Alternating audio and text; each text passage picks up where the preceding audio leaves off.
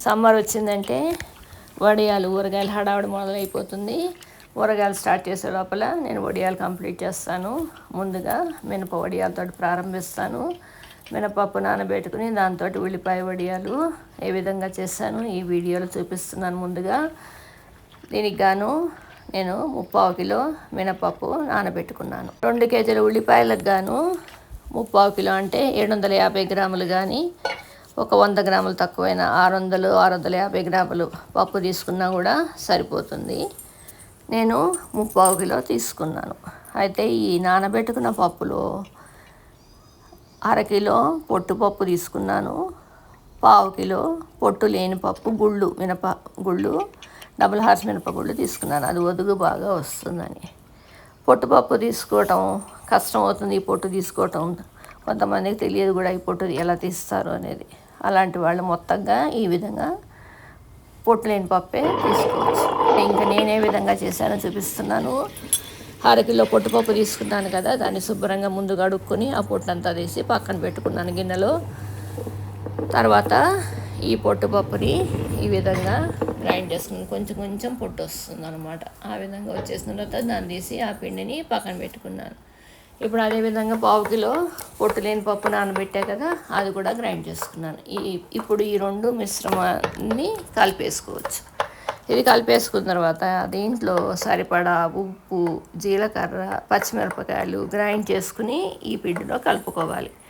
ఈ పిండిలో అస్సలు నీళ్లు పోయకూడదు. గట్టిగా ఉండాలి పిండి, కానీ చాలా ఫైన్గా ఉండాలన్నమాట. ఆ విధంగా రుబ్బుకోవాలి. ఇవి చూసారా, గ్రైండ్ చేస్తాను. గ్రైండ్ చేసి పిండిలో కలిపాను అనమాట ఈ విధంగా. ఇప్పుడు మనకి పిండి రెడీ అయిపోయింది. చూసారా ఎంత గట్టిగా ఉండాలి. నేను పొట్టుది వాడా కాబట్టి అక్కడక్కడ కొంచెం మనకి నల్లగా కనిపిస్తుంది.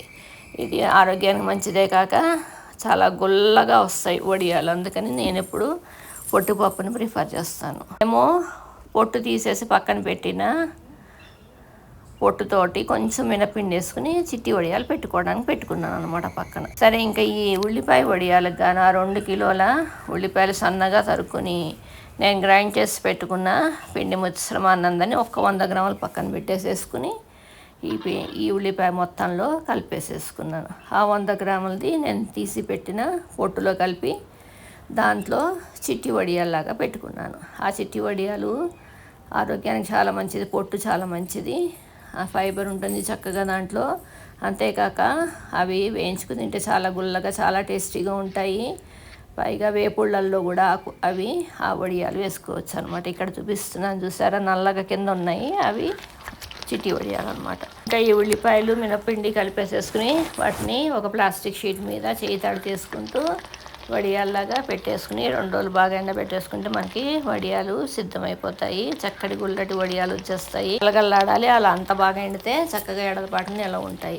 మనం వేసిన రోజే వడియాలు చేసిన రోజే సాయంత్రానికి కొంచెం పచ్చి పచ్చిగా ఉంటాయి చూసారా, అవి కూడా వేయించుకోవచ్చు. ఈ విధంగా ఇవి అలా వేయించినవే పకోడీలు, అవి కూడా చాలా బాగుంటాయి. కొంచెం ఎండియడనివి ఒక 4-5 రోజు అట్లా వేయించుకున్నాము.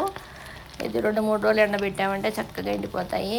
మినపిండి, ఉల్లిపాయలు నేను చెప్పిన రేషియోలో కలుపుకుంటే కనుక వడియాలు గట్టి పడకుండా చక్కగా క్రిస్పీగా చాలా బాగా వస్తాయి. మీరు ట్రై చేయండి. ఆ విధంగా ఏడాది పాటు ఎలా ఉంటాయి. నేను చెప్పిన రేషియోలో ఉల్లిపాయలు మినపిండి కలుపుకోండి. చాలా చక్కగా గుల్లగా ఉల్లిపాయ వడియాలు వచ్చేస్తాయి. ఇంకెందుకు ఆలస్యం, మీరు చక్కటి గుల్లటి ఉల్లిపాయ వడియాలు, పకోడీ లాంటి వడియాలు మీరు కూడా చేసేసుకోండి.